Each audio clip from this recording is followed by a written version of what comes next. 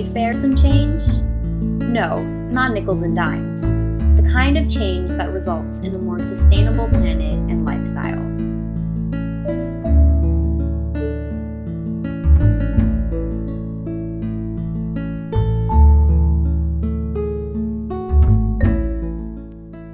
Did you know the amount of recyclable materials that mistakenly get thrown in the trash in a year would generate $7 billion if recycled properly? That is the equivalent of Donald Trump's wealth. Recycling is not a foreign idea to us. So why is there a disconnect between something we see day to day and our actions? If ignorance is not the issue, then what is? Why do we continue to fill our landfills with tons of recyclable materials, even when we have monetary incentives to recycle? Are we too lazy? Do we not care about maintaining a habitable planet for future generations? If we can't commit to something as small as recycling properly, how will we ever make bigger commitments, such as finding alternative fuel sources as we deplete our planet's oil reserves? It is time to bridge the gap between education and sustainable living. How important is a connection with nature in influencing how we live our lives? Let's visit Santa Clara University's Office of Sustainability to begin our quest for answers. My connection with nature started when I was born. I'm from Montana, so from a place where nature is very accessible. So it's always been a part of my life, and I certainly think that to some extent, growing up in a family that values nature and values outdoors time is certainly why I care about sustainability so much.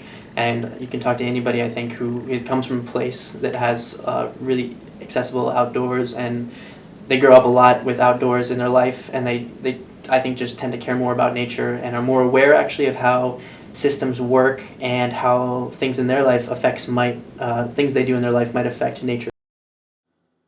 While a connection to nature leads a person to care more about the environment, how important is the community in shaping our sustainable values?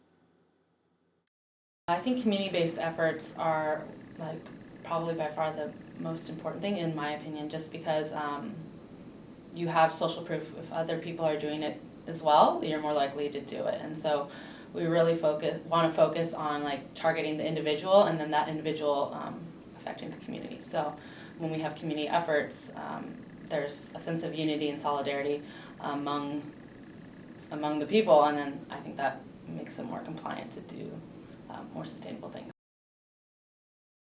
I, as a freshman, was on the slurp floor, and my project was concerned with examining the formation of values about nature and how much that impacted a person's decision to live sustainably or not. The key factor in determining whether or not a person was going to live sustainably was if that person had a valuable experience in nature as a child. And one thing that I saw is that the purpose of the slurp floor was for undergraduate students to have an opportunity to live with people who cared about something that they cared about, sustainability, to take classes together so that they experienced community-based living, they lived with the people they were learning with, and 3, to complete an undergraduate research project. I think overall the floor is largely successful in achieving those 3 goals. The problem with the floor, I think, is just that people come expecting the floor to also instill in students a lifelong passion for sustainability. Don't think in practice that's what's happening. At the end of the day, a person makes a decision about sustainability based on what they value. They're making their decisions, it comes down to, I value getting a good job, or I value looking good and buying clothes, or I value technology and having the newest computer, the newest TV, the newest gaming system. And so when it comes to out-of-pocket expenses, they're going to buy those things over a more eco-friendly car. But how far does having good values actually go? To what extent is convenience a motivating factor in our lives? The biggest obstacle in this sustainability movement, or in the movement that's happening either nationally or internationally, is that specifically in our country, convenience is a huge obstacle. And just because nation is like all about like individualism. I think that convenience is like a huge obstacle to that. So just targeting where people are at and trying to persuade them and influence them to engage in more sustainable behavior, just like showing them that it is like doable and you don't have to like, I don't know, sacrifice everything to engage in a sustainable behavior. So just trying to show people that like just a little like fidgeting with some certain action in your lifestyle can do a whole lot. I was looking for a fuel-efficient car because it's needed to be environmentally friendly and saves money. We looked at different type of cars.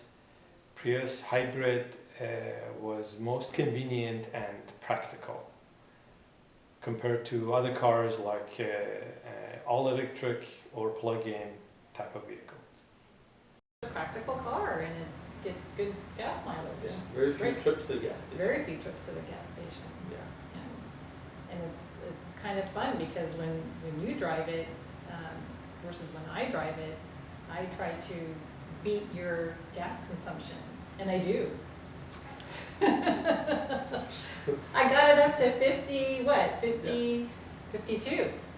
Yeah, but you annoy a lot. And then you bring it, no, and that's, I'm going pretty fast actually, but I know how to work it.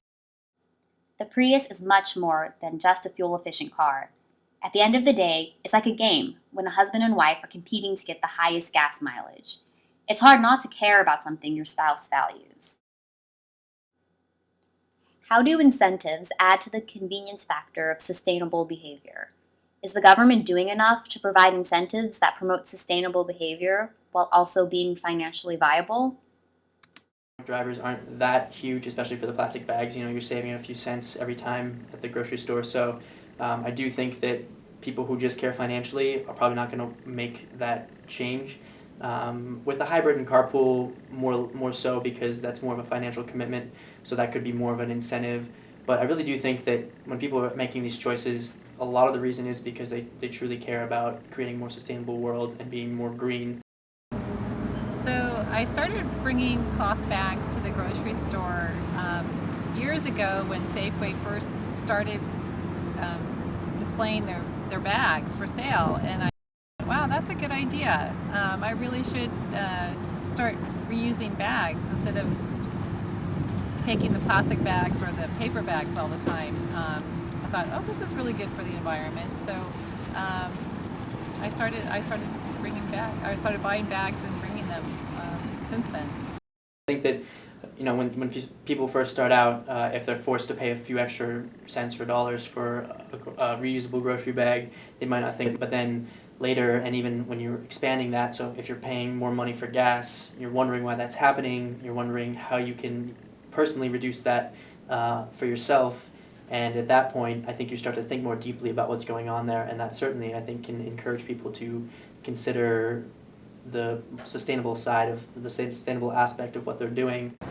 I started thinking about sustainability when my boys started coming home from school talking about it, and because at school they're talking about it, and so when they would begin talking about the environment and what we could do to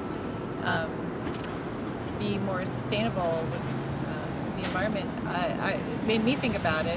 It's really important for encouraging that behavior that's not just driven by economic means, but is also driven by more of a moral commitment to sustainability, because education lays the groundwork and people need to know the principles of sustainability and how it involves not only just environmental considerations but social and economic considerations. And so getting people actively involved in, for instance, doing a waste characterization where they come and they actually see where waste gets sorted. We do that at Santa Clara University.